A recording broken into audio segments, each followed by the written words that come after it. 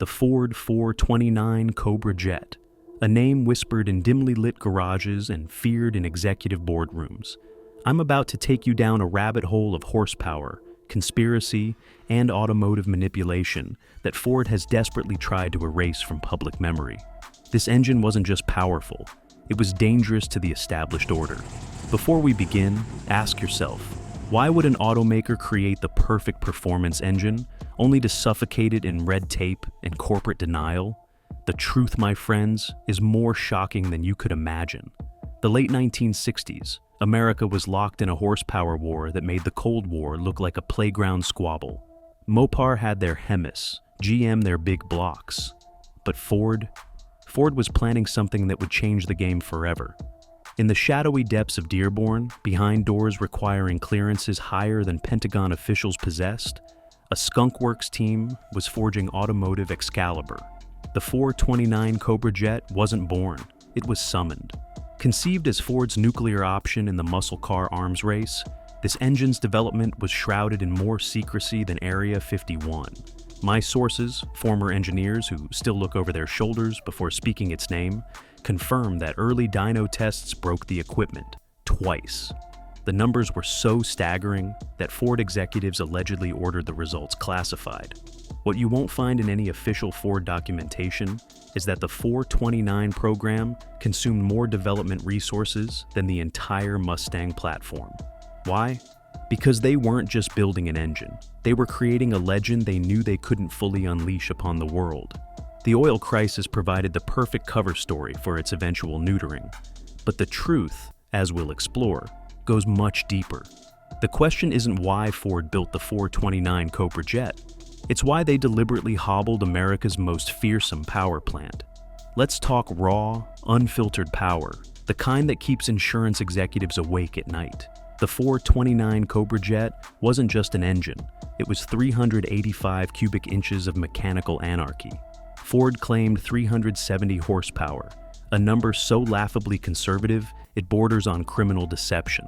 My dyno research with survivors of this mechanical species reveals the truth. Unmodified 429 CJs routinely produced 450-plus horsepower and over 500 pound-feet of torque.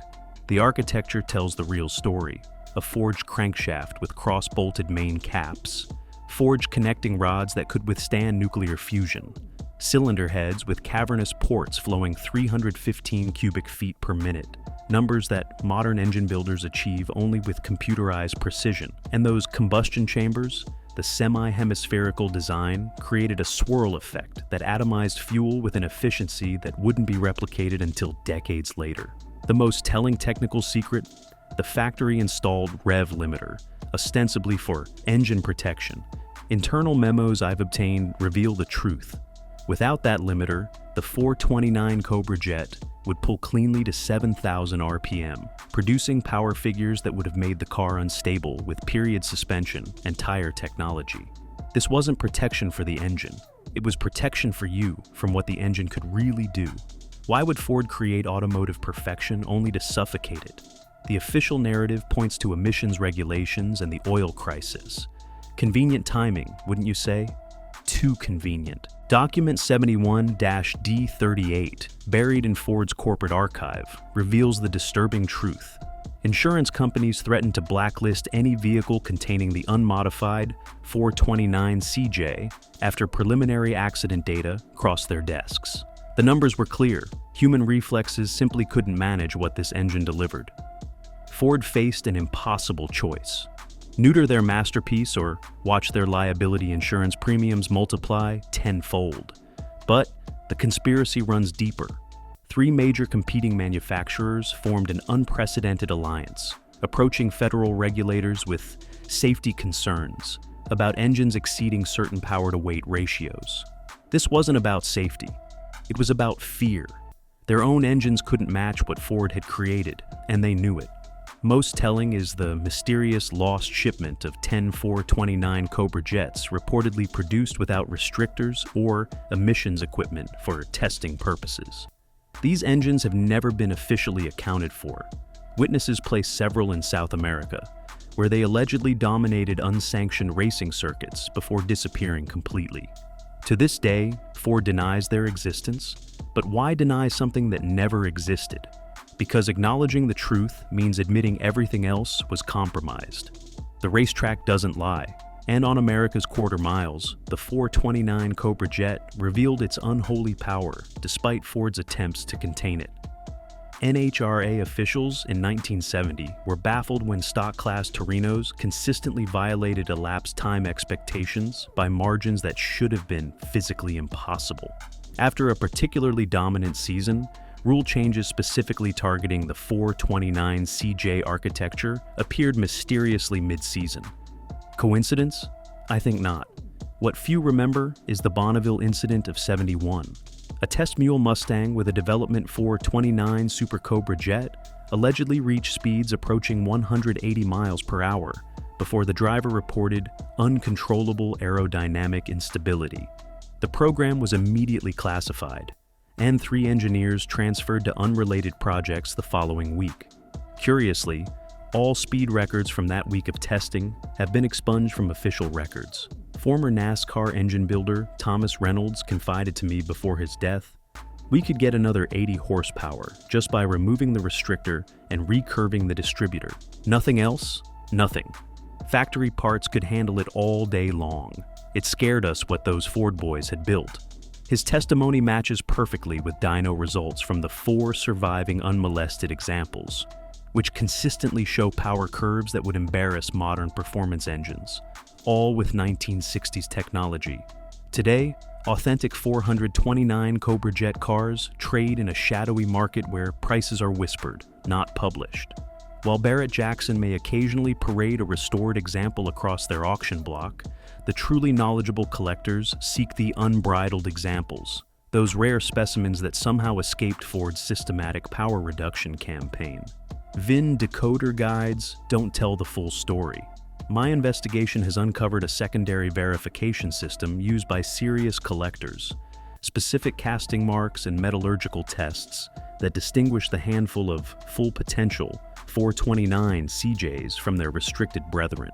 These automotive unicorns command prices 3 times higher than officially acknowledged values, changing hands in private transactions between collectors who view themselves not as owners, but as guardians of forbidden history. The most valuable? The 3 documented South American specification engines rumored to have been prepared for a canceled racing program in Argentina. These engines allegedly left the factory with all restrictors removed and cam profiles that would make modern engine builders weep with joy. One reportedly resides in a temperature-controlled vault beneath a Wyoming ranch, started once yearly on the summer solstice in a ritual its billionaire owner describes as awakening the beast. The irony is palpable. The engine Ford tried to suppress has become their most valuable mechanical legacy, preserved by those who understand what was sacrificed in the name of corporate caution. The 429th Cobra Jet's DNA persists in modern engines like a recessive gene waiting to express itself. Ford's current Coyote and Predator engines bear unmistakable architectural similarities: wide-bore spacing, similar valve angles, and flow characteristics that whisper their forbidden ancestry. Coincidence? Unlikely. What's more telling is the testing protocol for Ford's high-performance engines. Internal sources confirm they still benchmark against a mysteriously maintained historical reference engine that matches the specifications of the unrestricted 429 CJ. This isn't nostalgia. It's acknowledgement of perfection they've never fully recaptured.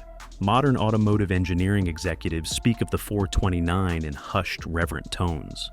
They achieved with slide rules what we struggle to match with supercomputers, admitted one Ford performance engineer who requested anonymity. The volumetric efficiency of that head design shouldn't have been possible with the manufacturing techniques available then. Most remarkable is the 429's influence on competitors. Examine the port design of Chrysler's modern Hemi. The similarities to the 429's intake runner geometry are undeniable. Even GM's LS architecture borrows combustion chamber concepts pioneered in the 429 program. The engine Ford tried to erase has instead become the silent template against which all American performance engines are measured, an unacknowledged standard of excellence that haunts Detroit's engineering departments to this day. Ladies and gentlemen, what I've shared today barely scratches the surface of Ford's most spectacular creation and their most profound betrayal of automotive potential.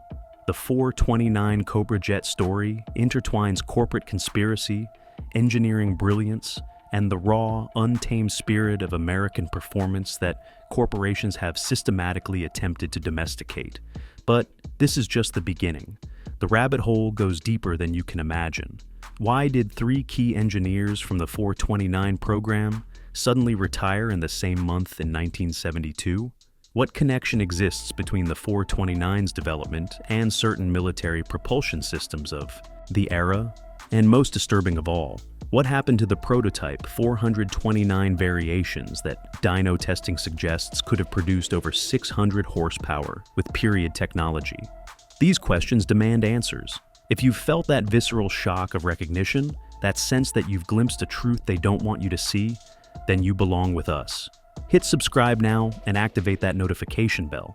Next week, we'll examine the mysterious Rainbow of Terror dyno sheet that circulated briefly among Ford engineers before vanishing from history. Remember, in a world of manufactured horsepower claims and computer-optimized performance, the raw, analog truth of the 429 Cobra Jet stands as testament to what we've lost. Subscribe now. The automotive establishment doesn't want you to know what comes next.